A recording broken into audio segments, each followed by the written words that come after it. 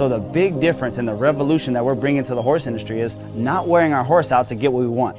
We use simplicity and communication to get everything that we want out of the horse. If you try to make the horse learn your language, you may have success, but you're gonna have to make every horse along the way speak your language. If you add a little pressure to yourself and you learn how to speak the language of the horse, then you can talk to any horse around the world. Anytime you get a chance, you should come down and see us.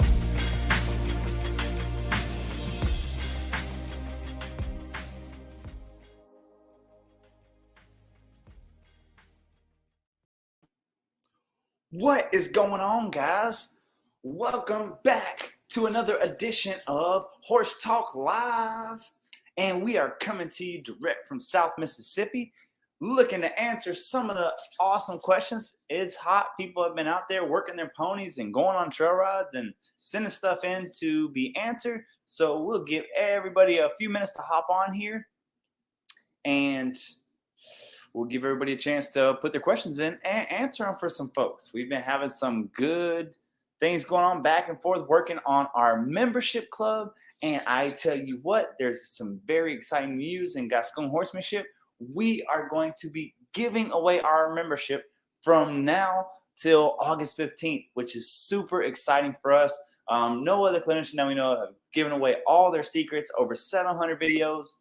Check it out, and the link below will make sure that you have a link where you can sign up.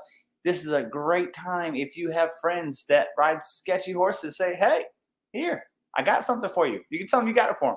I got you a free ticket to this membership where you can check out exactly what's wrong with your horse and you can diagnose them yourself. Imagine, instead of taking your car that's a little wonky or sounding funny and hoping that the mechanic tells you the truth, imagine if you had a diagnostics machine where you could plug it up yourself and see what's wrong with your car. Well, that's exactly what we want to give you.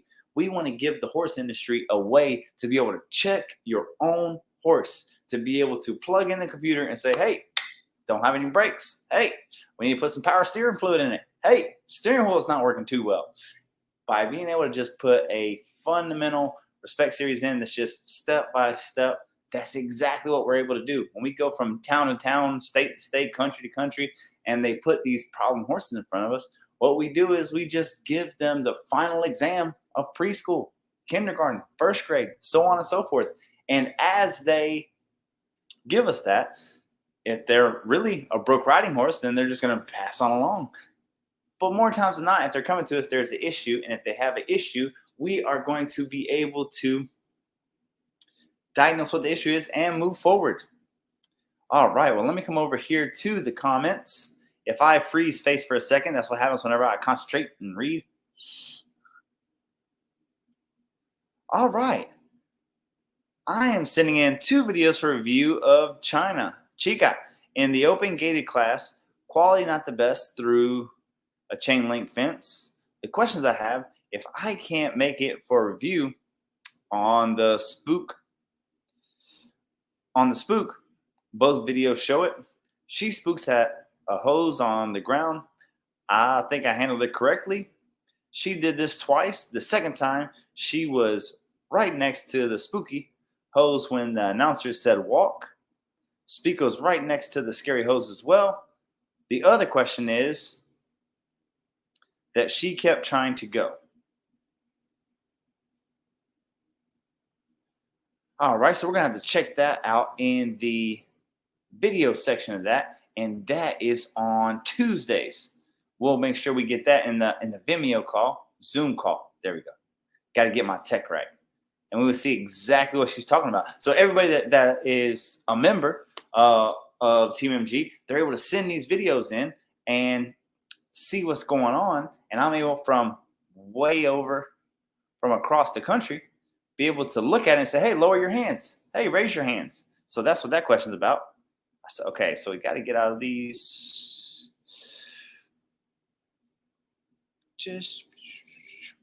I sent in another video of Fireball trotting and then asking him for the canter.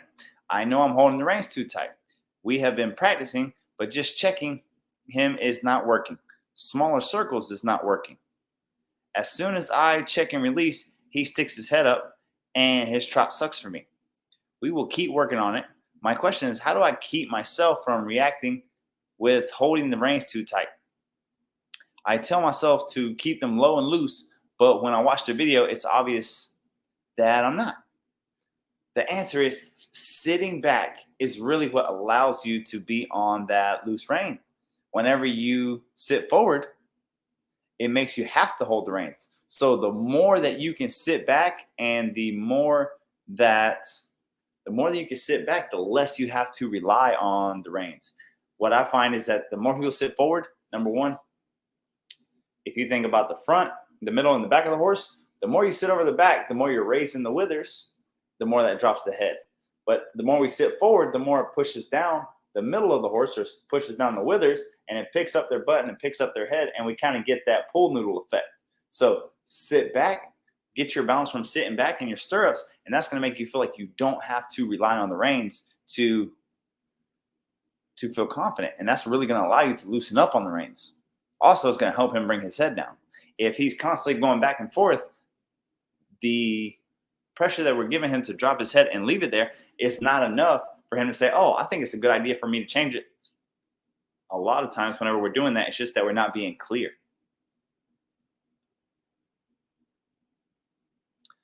Maya is getting over excited when I try to root with her. I try to ride her with root her with other horses, ride her with other horses, autocorrect. I'm thinking her past life as a speed wrecker has ingrained in her that she must race. Any tips on getting her over this hurdle? I just want the trail ride on a relaxed walk with her. Yes, Miss Patty. The day that Miss Maya respects those reins and you're asking her to be obedient and put her head down and have her head below her back, that will be the same day that you'll get over her wanting to race, or over your horse wanting to be in the front of the line, or over your horse wanting to be hot. The ability to cut the horse's adrenaline pump off by putting their head below their withers, it makes all the difference in the world. So many of my Western buddies, I say, hey, how do you get them to drop their head? Oh, we just work the horse, and whenever it's working good and relaxed, then it'll drop its head. Well, from the hot horses that I was raised with, if you try to do the right thing and wait for them to relax, to drop their head, it would never happen. I mean, you would wait forever. The horse would be 27 years old and still be hot and hot-headed because that's where they were started and that's what they're accustomed to. So instead, we show them how to drop their head. And once we have their head down, then then I can relax. Then you get them to relax. And if you say, well, no, it's just too ingrained. It's this, it's that. Dogs have a lot of things that are ingrained in them. Chase the cat, fight with the dog, run away, do all these things. When the obedience overrides their urge to go bite the cat or run off with their doggy friends or run away from you, when the obedience overrides that and they have more respect of the obedience than they do the urge to kill the cat, they don't eat a cat anymore. So it's the same exact thing with riding. They have to respect you're asking your wishes of them dropping their head more than their wishes to be up front.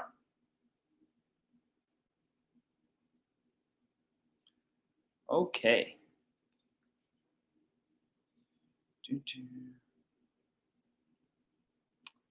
Going down here for more questions.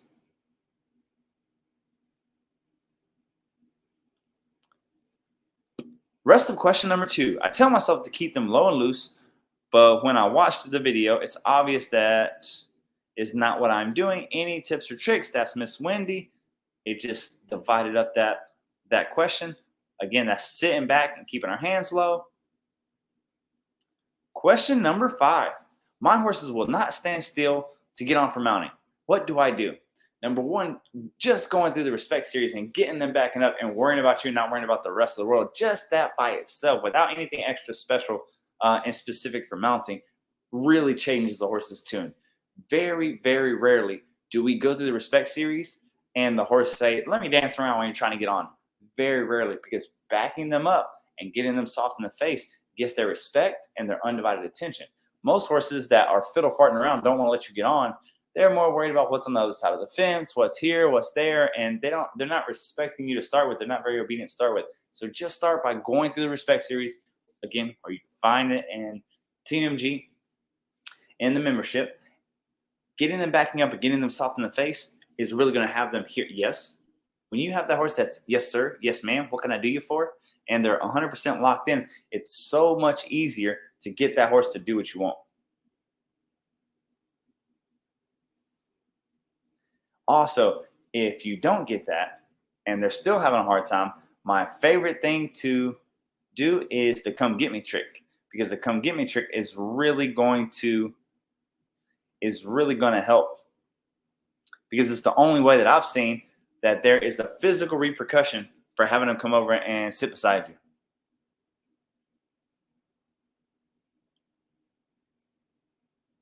you. All right, looking through the questions real quick.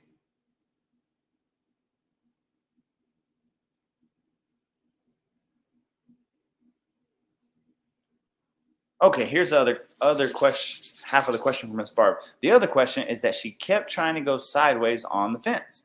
I know our consistency was out, but all in all, she did pretty well for her first time. Okay, so we're talking about Miss Chica going to a horse show, to an open show, and her being scared of the hose on the fence and coming off of the fence. Your horse, by the time that you get them in a show, and by the time that you get them where they're thinking about coming off of the fence, whenever we're talking about obstacles and the horse running away and doing this and doing that, left and right, facing the fear, that's how you get yourself not hurt. That's how you get yourself from not getting run away with, bucked with, ran with, because when a horse rears, they're rearing on their back feet. When a horse runs off, they're pushing off with their back feet. And whenever they're bucking, they're pushing off with their back feet, catching with their front. All those things happen in a straight line. With that being said, once I get to the show ring, it's all about the ability to hold the inside rein and push them over to the fence. So if this is the fence here, this is the fence here. Anytime that horse even thinks about looking outward over the fence, being able to push their shoulder over to that fence, push that shoulder over to that fence, and have so much respect for that inside rein that I can leg yoke them to the fence, and they have more respect for that inside rein. I have been on show horses that their intention was to explode and go nuclear, but they have so much respect for that inside rein that a little kid drops his cotton candy and jumps down on the aluminum bleachers, which sounds horrible, and the horse's eyes are going there, but you pick up that inside rein and yield them and keep them right there on the fence. And all of that power of the circle and leg yielding and moving that shoulder over really comes into play, and you're able to keep them on the fence right there in front of the judge without getting in trouble.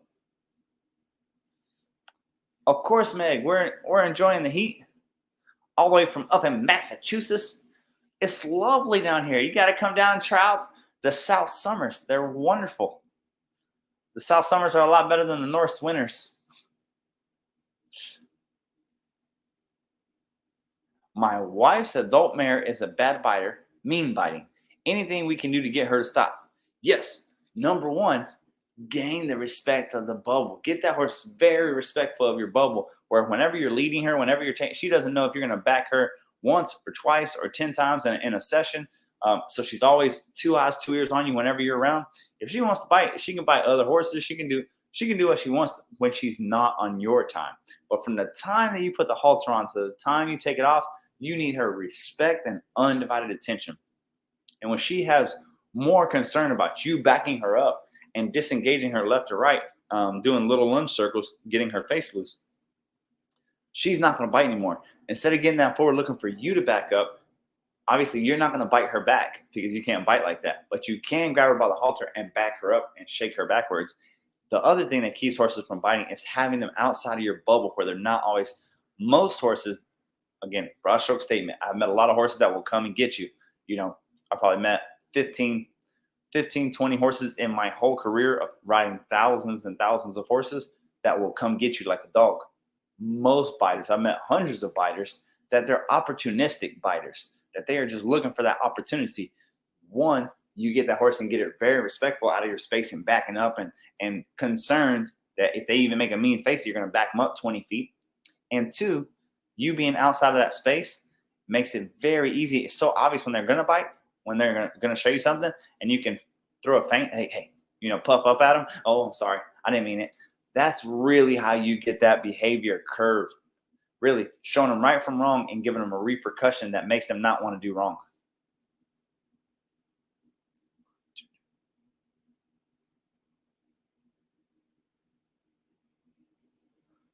All right, so Joe's saying, it's all on the ground. Absolutely. In the saddle, great. When she's tied up. Yep. So I've seen this behavior before. And again, it's all, think about this. When the alpha mare is pushing in on the other horses, how does she get them to back up? She charges them. She gets the bite. So we just got to change that narrative and get her backing. In the animal kingdom, whoever gives up their ground is the loser. Whoever backs up, and of course, if you have a mare trying to bite you, you're going to back up, you're going to move. We need to get her backing before she can get us backing. And if you can do that consistently, I mean, in the course of 30 days, we have really changed, really curved, lifelong biters that have been biting a lot of people. We've been able to curve that behavior in a matter of 30 days.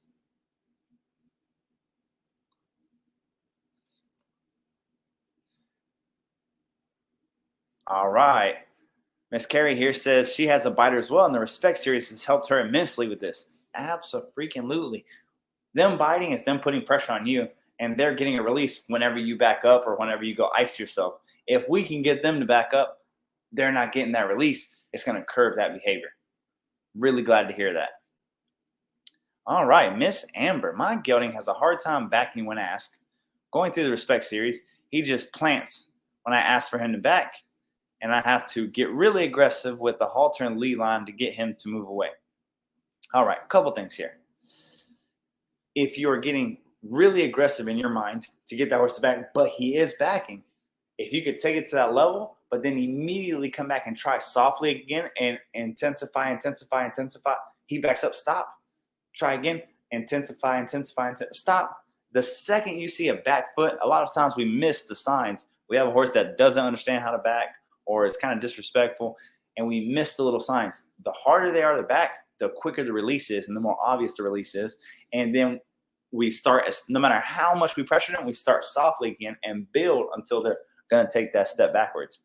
The next thing, if you feel like you're getting too aggressive or you're getting too strong and you still can't get them to back up, try some long lines. Put some long lines on that halter and put it on your halter and put the long lines on him and get behind him. And now you have your whole body able to work him in a way that you're not getting right up under him. Because you start shaking that halter, and if that happens, people end up getting too close where that horse can threaten you or really muscle up into you. Versus if you are behind the horse and you're 10 feet, 15 feet behind the horse with long lines and you are asking him back and you can bump him persistently, well, now you can use your whole body and bump on him, which energy-wise for you will be a lot less energy and a lot less hard work. But for the pressure you're putting on the horse will intensify, even though you're not. It's easier on you and harder on him. The name of the game is the least amount of effort on us, the least amount of mental pressure on us, the most amount of pressure on them, so that we can release that pressure and not be giving them a lot of pressure all the time. We don't want them laying on us. We don't want them just blocking us out. The horse that won't go won't whoa. If the horse won't back for you, he doesn't have brakes. And even if you are riding that horse, a lot of people do ride horses that they can't back. You're riding on borrowed time because that horse, if he doesn't have enough respect to just simply back up out of your space whenever you're standing in front of him, that horse doesn't respect you enough that if he gets uncomfortable in the saddle, he will take you for a ride. All right, next one up. While on a trail ride with others, my horses starts acting up. Should I ask them to wait while I regain focus with spirals and hip yield, or let them go on? All right, Miss Mellody. So for us, and again, it's different. We get paid to go on unpleasant rides. But we have an unwritten rule amongst us trainers that if somebody has an issue, they work their horse and let the other ones go on so the horses don't get herd bound. A lot of times people are trying to fix horses on the trail to not be herd bound, but we as human beings are herd bound. We feel like, okay, I got to hurry up and do this. That's not how horse training works. Horse training is, I'm going to work this no matter what until it's fixed, until you say yes, until you yield, until you give. So a lot of times the two don't go hand in hand. So either you allow them to go on and you work your horse, or you say, okay, I have an issue with this. You do your best to get through the ride and you really school on the thing that you needed whenever you get home. So say the horse is kind of acting up, but you don't feel really in jeopardy, but you don't want to leave your friends either. You want to stay right there with them. Well, then you're kind of like in a catch-22. Just remember on the trail, what did you lose? Did you lose your brakes? Did you lose your steering? Was the horse's head too high? Well, whenever you get home and you have all the time in the world and you feel like, hey, this is my only focus, drill and drill and drill on that thing and make it second nature, where for most of us, it's the horse's head popping up and them getting stiff. Well, if the horse gives me that during the trail, and say like I'm on a guided trail ride, and I have to watch my clients and make sure nothing happens to them, well, a lot of times I can't fix that horse right there because I'm on the job. And yes, I'm on a training horse, but I gotta make sure that I stay with those folks to make sure that they're okay. Okay, no problem. I'm gonna make sure that horse doesn't do anything to me. But whenever we get home, the next ride that I give that horse, it's gonna be all head down, pick the ribs up, put the head down, pick the ribs up, put the head down, get softer, get easier, back, 200-300 feet of back, and put your head down, drop your head down. The next time that I go on the trail, I'm gonna have him so soft that if I just pick my reins up, he's gonna be burying his head, ducking his head to get softer and easier. So those are your two answers. If you have the cool friends and you know your place and you feel safe enough, send them on and fix it right there. That's what we do whenever it's us trainers out there. But I understand if you're with your friends or you're in a place that you don't want to be left by yourself, or you're just having a good time and you don't feel like working your horse, just remember what you were missing, and when you get home, fix it. All right. We have a Mustang that all of a sudden has decided not to load in the trailer. We have tried tapping her with a lunch whip, grain, hay. She just won't budge. All right, Miss Laura. So, number one, make sure the horse will go through the respect series. I know we keep hounding on that. I understand this. We keep hounding on this, but I wanted to make it real clear. So many horses that come to us for training, every horse that comes, trailer loading is part of the thing. Very rarely do we go get a trailer and load the horses, because if they'll go through the respect series and they back out of our space easy and they're willing to go through push obstacles and they go through a tunnel and upstairs and anywhere we ask them to go, the trailer is just not an issue.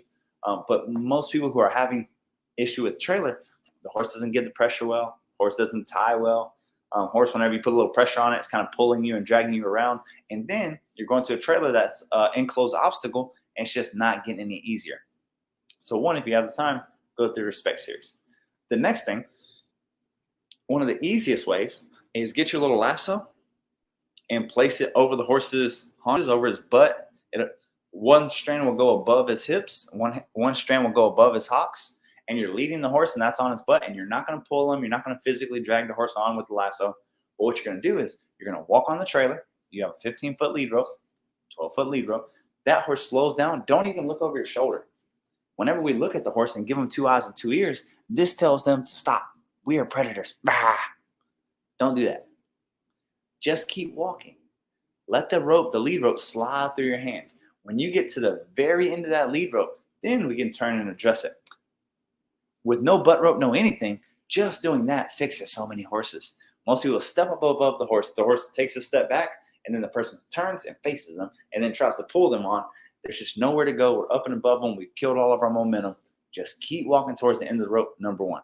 Number two, your horse has already made a habit of this. He's stopping. Walk to the end of that rope. Now, as you're walking to the end of that rope, you have the lasso in the other hand that's on the horse's butt. Goose him. You know, whenever you're a teenager and somebody pinch you in the butt in middle school, like, hey, that's what I do to the horse. I'll have the lasso on their butt and I'll slide the rope through my hands. And as I'm walking on, just all willy-nilly, no big deal. Do. And right when they even think about putting any pressure on my hand to slow down, my other hand will go, hey, and goose them in the butt. And they'll step right on behind me. You wouldn't believe how many hundred horses have got on at a clinic or at a show that I just walk right up to them, put a lasso on, got everybody to stop whooping or cracking or beating or whatever ridiculousness that they were trying to do with them. Just put a butt rope, goosed them, and they got right on the trailer. And lastly, but not least, one of my favorite things to do, the horse announcement. If the horse gives to pressure, if the horse ties, get in the trailer, horse kind of shuts down and stops. You get a dally, which means you get a wrap around the frame of the trailer, usually a pipe or a ring. Obviously, the ring has to be able to hold it if you do use a ring. And you say, what happens when a horse gets spooked in their tie? They sit back. When a horse sits back, what do they do next? They lunge forward. When they lunge forward, you say, good boy, good girl. Pull the slack out, do it again. You'll do this 2 or 3 times an hour. So be on the trailer and think, oh my goodness, I don't need to ever go backwards. I need to go forwards. A dally means that they're not tied, so they're not going to get hurt because you don't have a knot. You just have a wrap. Again, this is a way to really break horses with years of experience of having an issue with the trailer. Say, ooh, I'm so sorry, and get right on. Again, if you want to see that, we are giving away our membership for free. Free 99, free all day, all the way till August 15th. So if you need to see that video to help you with your horse, check it out on our club, and you'll see it there. As a matter of fact, I think I did a video of that for our virtual clinic as well.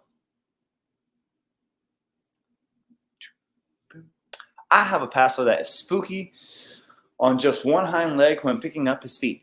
My plan is to continue picking up 3 good feet many times a day and slowly massaging the trouble one. Any other ideas? All right, Miss Donna. So one of the things, especially when they get a little feisty with those legs, a lot of times we try to do it by hand and use our hands. The problem when we use our hands, they get that little break and they take it away from our hand and they get a release. So if you could put a rope, especially, like a 15-footer around their leg or in between their legs and kind of get it where no matter where they kick, what they do, even if they pull the rope from, it's still touching them, that will get it over the easiest. And then you don't have to be bent over. Then you don't have to be doing all these things. And you can pick up that leg and release it and pick up that leg and release it, but do it all with a rope where that horse, no matter if it kicks or snatches or jumps or blah, blah, or hops this way, whatever it doesn't find a release. So many of us are getting issues because we're going too mano-y-mano. We're going tit for tat with the horse. You don't want to do that. No matter how wonky they are, kicky they are, no, you can't outpower the horse. You have to out-persist them. So just a simple long rope. I like a nice soft cotton rope. Put it around their legs and put it in a way that no matter if they kick it, if they do whatever, you may not be able to hold their leg up in the beginning, but when they kick it, they don't get a release because the rope's still around their leg. And then you pull it right back to you, pick it back up, they kick out. Oh, yep, that's cute. Pick it back up. Oh, yep, that's cute. Pick it back up. Oh, yep, that's cute. You will get the fussiest, witchiest mare to, okay, I'll give you my leg. And in 1 session, 2 sessions. As a matter of fact, we had a Zoom client from Canada that was sending in a video of a colt that they were starting that was real kicky. And they got the lady got him to pick up his legs. I mean, just in 1 or 2 sessions, just the difference of getting that little freedom. He say, but I'm being persistent. That rope is the most persistent because no matter what they do, you still have that contact.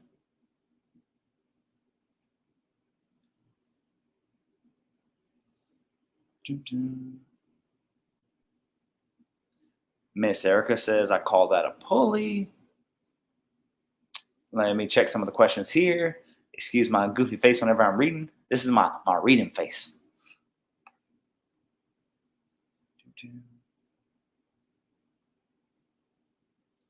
Just running through the comments here. How to handle when you're holding a horse for the farrier while he's trimming and the horse keeps trying to nip at you. Well, so most farriers are pretty hardy. So if you correct the horse, usually it's not too big of a deal because, to be a farrier, you got to be pretty tough. So they're kind of used to that kind of stuff. Don't let the horse nip you. Don't let the horse bite you. If you need to hold it and keep your elbow pointed towards the horse and your hand away, at least you have the point of your elbow that you can bump towards that horse. Really, that's going to stop it. Don't let the horse wrap his face around like towards your love handle. Don't let the horse put his face all on your chest or your arm or the back of your arm. Right, that hurts so bad. That little meat right behind your tricep, that hurts real bad.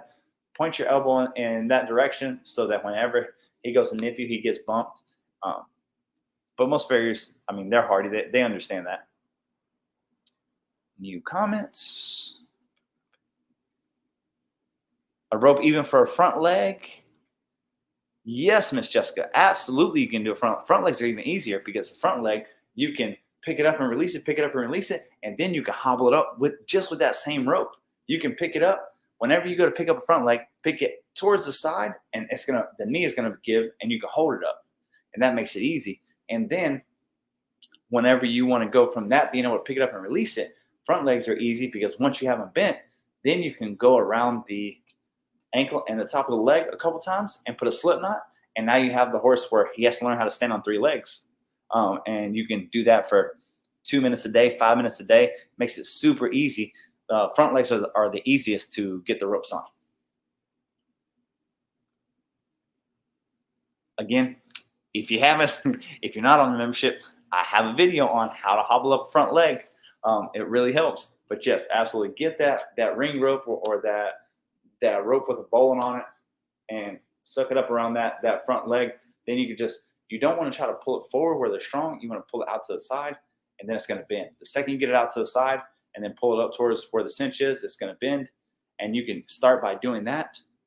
And with that rope, you're just going to be so much more persistent than your Mustang's going to be. Because even if the Mustang tries to jump away from you or get away from you, say he's not tied, and he tries to jump away from you, you just make sure you have a long rope and keep picking up and releasing, picking up and releasing. A lot of my mentors and stuff, they will lead the horse by the front leg. I've done that some. Most of the time, I just pick it up and release it.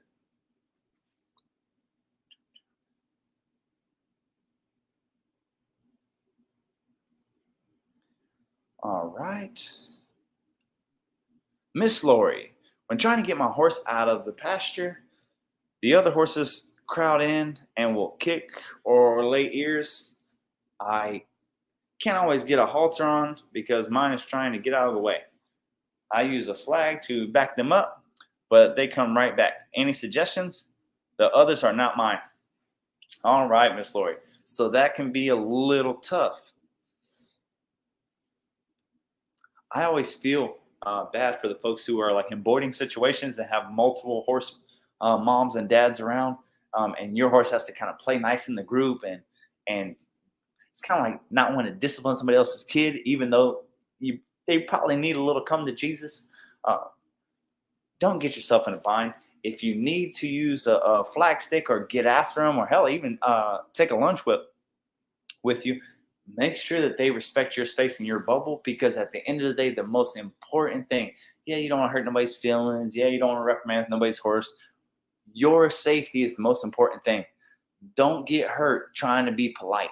That is ridiculous. And I see it happen to folks all the time, that they don't want to reprimand somebody else's horse, or they don't want to get after them because it's not theirs. And in turn, they put their own body in jeopardy.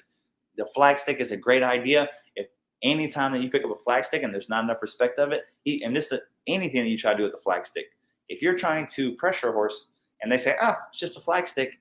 Oh, okay, 1 second, I'll be right back. Grab yourself a lunch whip or a carriage whip, a long one. That's going to give you the distance that you need. That's a 1,000-pound horse that wants to kick or bite you or run into you. That lunch whip is going to give you, 12 feet of distance, 15 feet of distance, and allow you, hey, respect my bubble, stay out of my space. If you have the horses that are that pushy in the field, definitely take something with you. I have seen people hurt real bad just catching horses in the pasture because they go out with some big horses that are very disrespectful. And I had a client that she had a warm blood and a thoroughbred, and they were arguing when she went to catch them. So she went to step in the middle of them, and she got caught right in the cheek by a double barrel from a thoroughbred. Just flush in the face. There's just no reason to put yourself in that position. She lived and she recovered. Boy, she looked rough for a long time. She had a hoof mark right on the side of her face. Oh, gives me goosebumps just thinking about it. The sound that made. Nope, don't do that. So treat the horses like they can hurt you, because they can. If you are in that sketchy situation and the horses don't respect the flag stick, pick yourself up a lunch whip. If your facility or your place doesn't allow you to do that, move the horse to a different pasture. Do something. Don't allow your safety to become in jeopardy for politeness.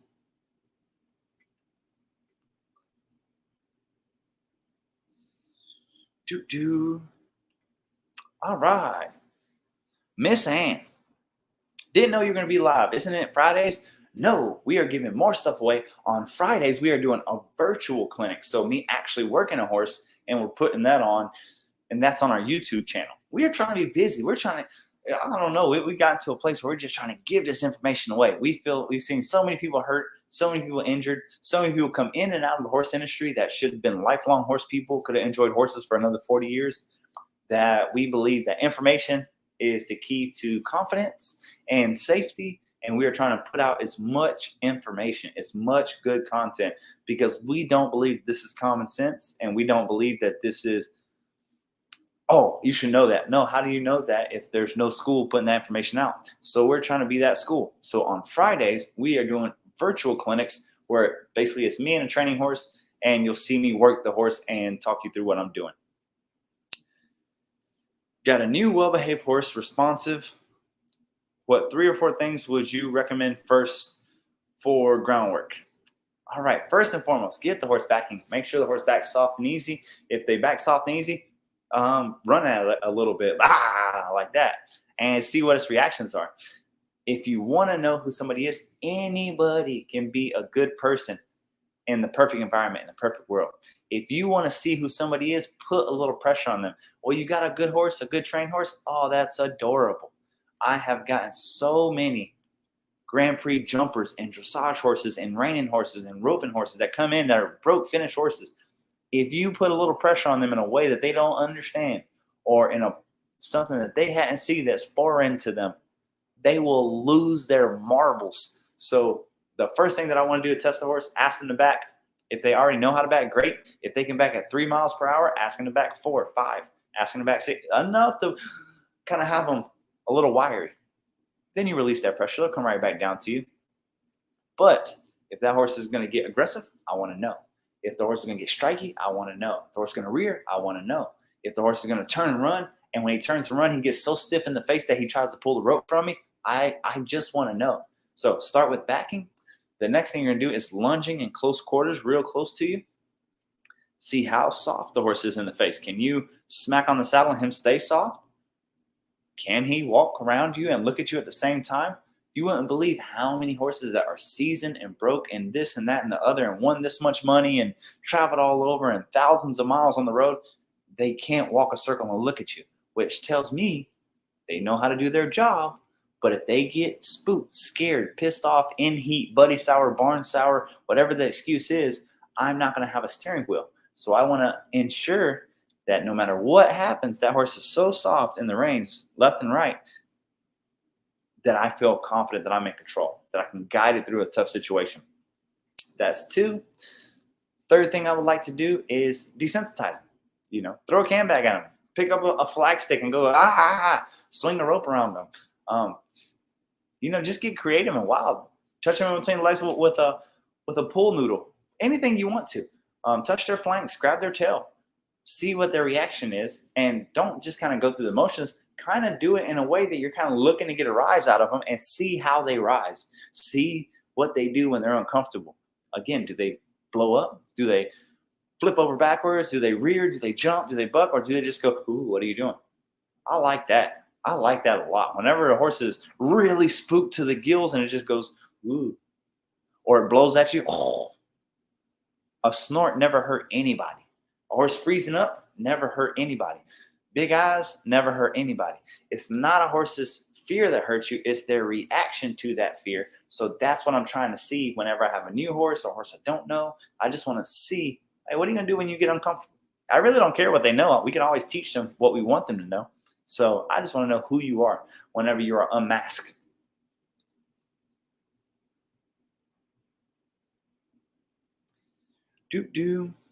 Miss Ann said, I recently found out he doesn't know about lunging, but several people say lunging doesn't help. Okay. And I don't disagree, but lunging for most people is just the act of getting them tired. Most people, whenever they think lunge, they think give them 20 feet, 30 feet of rope, let them run till they get tired, and now that they can't breathe, they're less likely to fight. Nope, that's not what we're looking to do. I want them to circle so close to me that I can smell their breath, that they're right here on the outside of my bubble, 2 feet away from me. And I want them to give me their face and that their eyes, I can send them this way and they're looking at me and their eyes never leave me, circling around me. Control the head, control the horse. Everything that happens, most people lunge and the horse is still straight. Everything that doesn't behoove your health and well-being happens in a straight line. Bucking, running, rearing, flipping over backwards, running back, all those things are in a straight line. So if we can control their head, we can control the horse. So our lunging isn't to get them hot. Our lunging isn't to get them warmed up. Our lunging is to see how the steering wheel works. So the person who says, oh, lunging doesn't work, they are thinking lunging in what they've been doing for the past 500 years, from dressage to natural horsemanship to round pinning to all these things, that the punchline, if you uncover all the fruity words, is, hey, wear the horse out if they don't want to do it. They don't want to get on the trailer, run them in a circle. They don't want to walk, run them in a circle. Oh, they don't want to do that, run them they're bucking, run them in a circle. They're rearing, run them in a circle. I feel so blessed that I was raised on horses that you can't do that with. Now, granted, for the beginning of my career in horsemanship, I felt like a blubbering idiot. I felt so dumb because I would read the books and I would watch the videos and I would go try to apply it. But I was riding pasifricos. And if you try to run them to get them to walk, they will laugh at you as they're running circles around you. If you said, here, little horse, if you don't want to get on that trailer, I'll run you in a circle and you'll want to get on that trailer. They're marathon runners meant to run 50 miles in a day up and down the mountains of Colombia and Puerto Rico. They will run around you in that trailer for 3 hours and laugh at you as they're doing it. So that was really the light bulb moment. Oh, this is not all horses must be built the same. I'm going to have to change my approach. And the changing of the approach is working the horses from cold and getting them backing and giving their face left and right, soft and easy, without them getting hot. I want them to be as sensitive as possible, because the more cold they are and the more sensitive they are, whenever I touch their face, the more they're going to give to the leash, the more obedient they're going to be. If they're hot and sweaty and pumped up and their heart's racing, and they're going to feel what you're doing a lot less. Their adrenaline's heightened. So now whenever you pull on them and try to reprimand them by picking up the rein, they're not going to care because their heart is beating so fast they don't feel you picking up that rein. So I want them to be cold and frigid and be able to back them up, be able to get them soft and easy, and them just be butter. For general rule of thumb, if your horse is harder to turn than the truck that you brought your horse to the trail with, he's too stiff. If you have to close your hand and knuckle up to get that horse to turn, you would not accept that from Ford. You would not accept that from Chevy. So if your horse can't simply just pick up the lead rope and then give their face melted, like their head is your steering wheel, you would never ride around in a vehicle without a steering wheel. So why would you ride a horse with no steering wheel?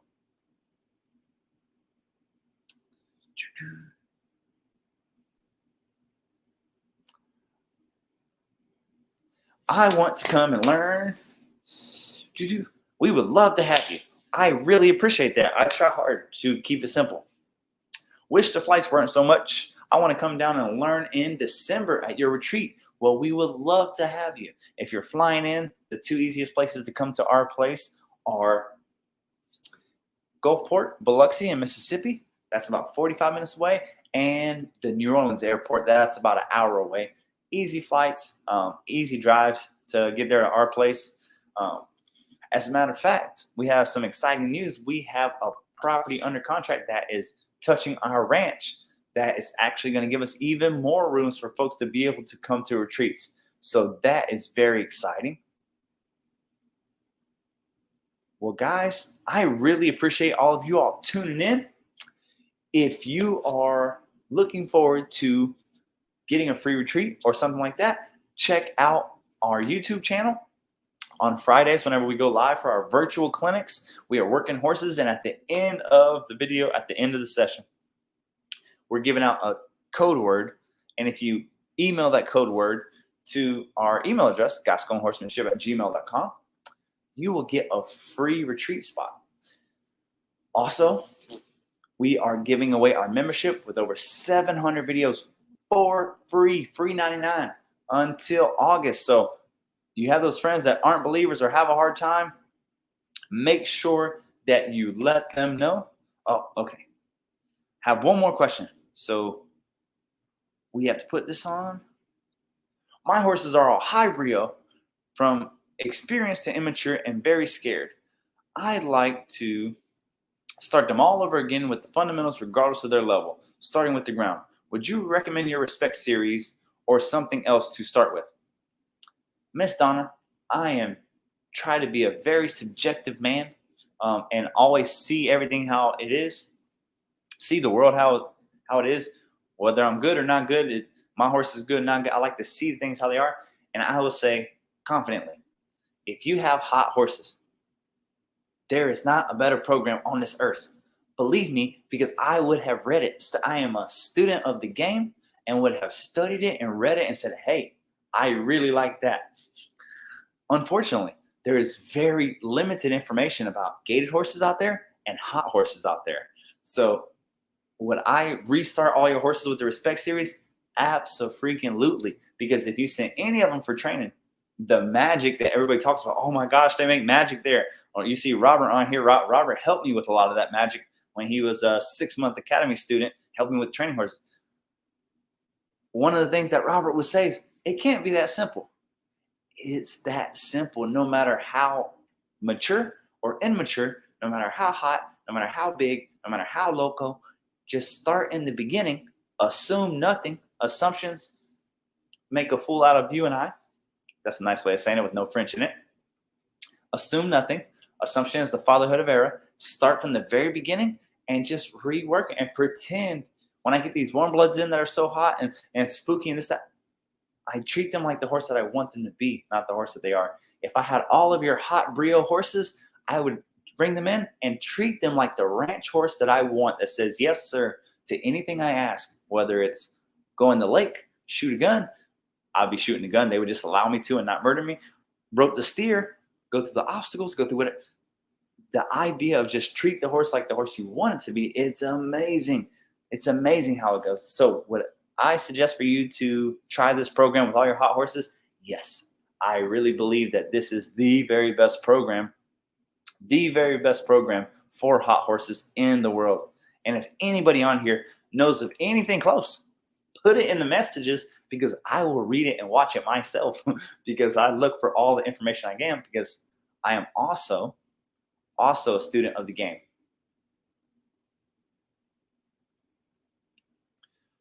Your approach has worked for my Paso, who is super hot on the speed, better than other methods. Thank you. Thank you, Miss Jennifer, for giving it a go.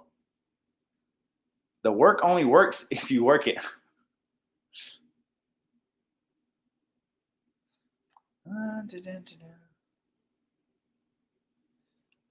Miss Jennifer says, I want a Paso with a lot of brio. Come see me. I have a barn full of Pasos with a lot of brio that are looking for a new home. What do they call it? Their forever home. Oh, Robert, he's the man. Good looking out, bud. I appreciate you too.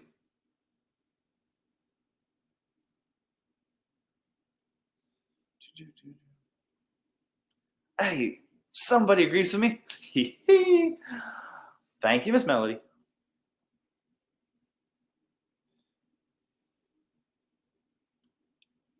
Love trail riding with all 3 of my horses. When I came to the retreat, could not ride any of the horses out solo. Now I can ride all 3 that way. Can't thank you enough. Thank you, Miss Jan, for coming. Again, it's amazing. Once you get that aha moment, you're like, oh, you can't unsee it once you've seen it. And the other thing, you would be amazed. You would be amazed by how many sketchy things we do just because we don't know any better, or because we see our buddy doing it or our friends doing it. And the moment we start saying, hey, do this, this, and this, because cause and effect, this will keep you safe, and that is dangerous. And the way that horse is looking at you is dangerous. And the way that horse isn't backing up is dangerous. And the way that horse is carrying his face is dangerous. Once you see it, it gets ingrained in your mind and you can't unsee it. But then there's a downside to that. You will get your horses working better, guaranteed. But when you go on a trail and see your friends riding their horses, you'll say, Becky, I think you're going to die on that horse. No, this is how we've always done it. And the hardest thing that will happen for you once you get this information is your friends who you love and want to help, but they don't want to hear it. And even though you have great information that can help them so much, You can bring the horse to water, but you can't make it drink. It's the same thing. And once you see it, you can't unsee it. It's amazing.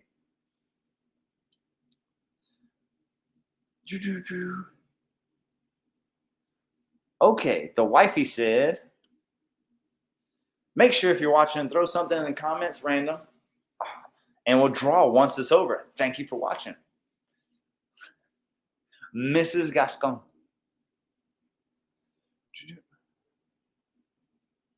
Uh-oh. Check this out. Wait a second. We got to put this up. Miss Sandy says, Robert has had a coat of ours for almost 2 weeks, and he's doing a great job. The Academy works. Thank you for putting that on there, Miss Sandy, and congratulations, Robert, out there on the job force, kicking butt and taking names. Doing a good job starting colts out there. Miss Sherry, we can't wait to have you at a retreat either.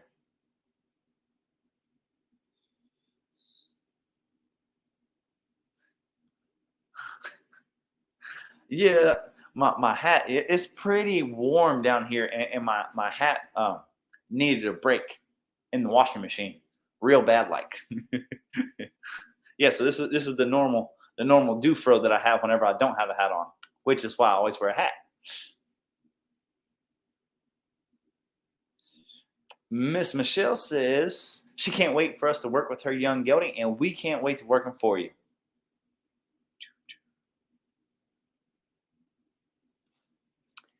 Miss Sandy says, how do I get my riders to recognize if their horse is gaiting? The easiest way is to get them to count. If they can count evenly 1, 2, 3, 4, the horse is gaiting. If they can only count to 2, either they went to schools in Mississippi like me, or the horse isn't gaiting. What I mean by that, if your horse is trotting or your horse is pacing, you're only going to get to 2. 1, 2, 1, 2, 1, 2, 1, 2, plop, plop, plop, plop, plop. And the count starts all over again. If your horse is gaiting, you're going to hear 1, 2, 3, 4, 1, 2, 3, 4, 1, 2, 3, 4. That's the easiest way for me to get new people to know if their horse is gaiting or not. If they're bouncing, they're usually trotting. If they're waddling, they're pacing.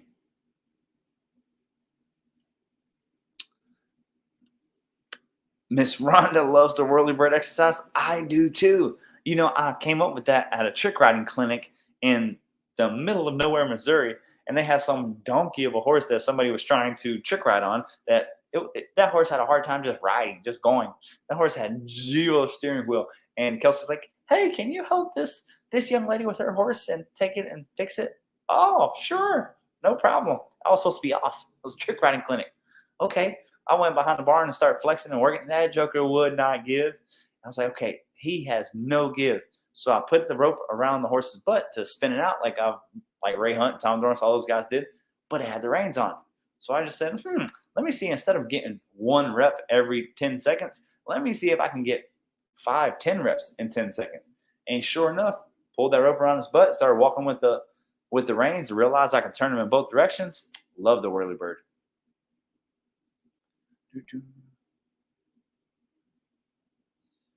All right, going through these comments.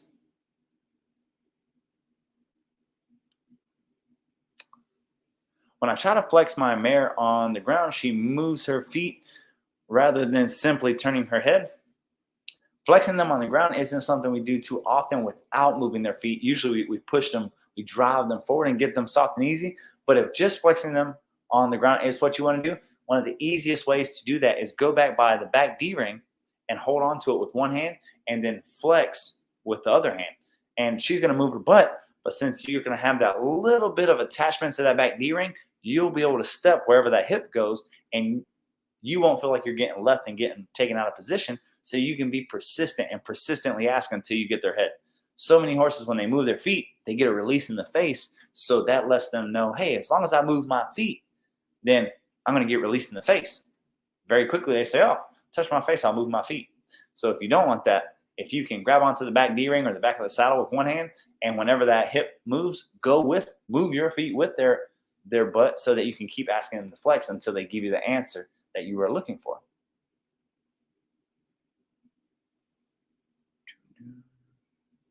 How do you get a free membership? Miss Donna, I'm glad you asked.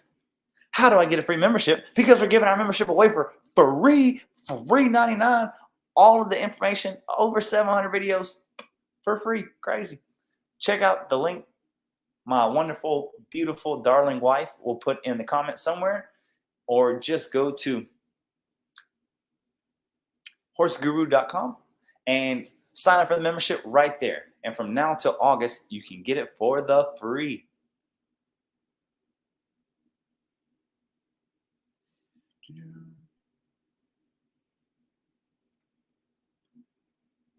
Do you have any advice for a horse with summer hair loss? We are treating him for allergies and fungus. This is a tough one, especially with the heat that we're getting. We do a lot of grooming. We do a lot of bathing and making sure that they are just clean as can be. Something that you can do is you can get the dollar store, between the dollar store Listerine, really gets rid of fungus. You can use that when bathing. Put it on there for a couple minutes and wash it off. Another thing, the dollar store dandruff shampoo, like Head and Shoulders. You get the dollar store version of it. Works wonderful for fungus and things that are making their hair fall.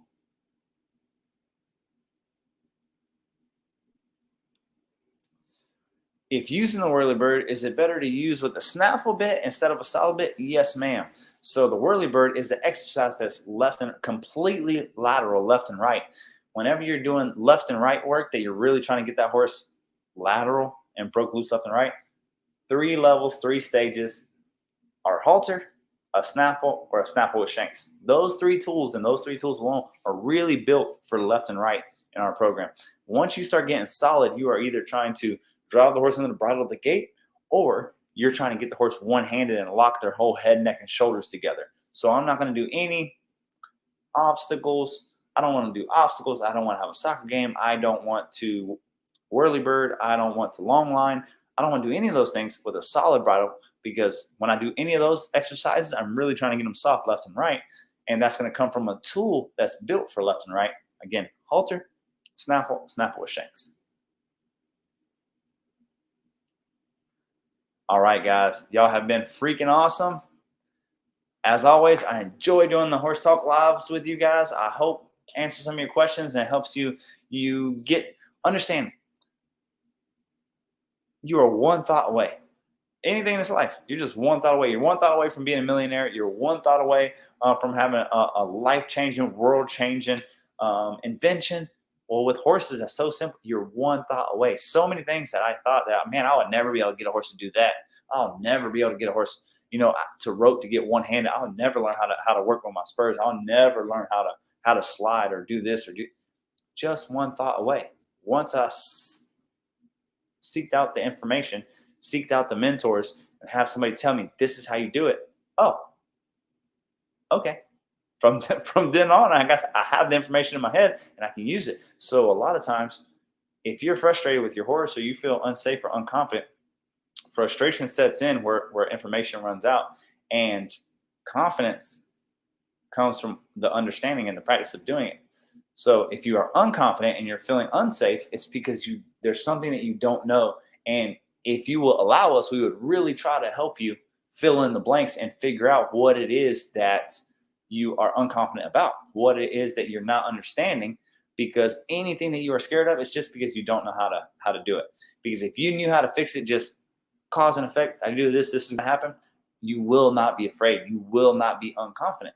So if you are feeling any unconfidence, there's nothing wrong with that. It just lets you know we need to seek out that information. And fortunately for us, we are here, we have the information, and we want to give it to you. Well, guys, with that, I hope you have a wonderful evening, and I will see you guys next week. If you want to check out our virtual clinics, it's going to be at 7 o'clock on our YouTube channel, on the Horse Guru. And again, if you're there and you get that special code word at the end of the video, you're the first person that sends it in. We've already had a couple winners that got a retreat spot, so don't miss your chance. $3,000 opportunity there for you. All right, guys, have a great day.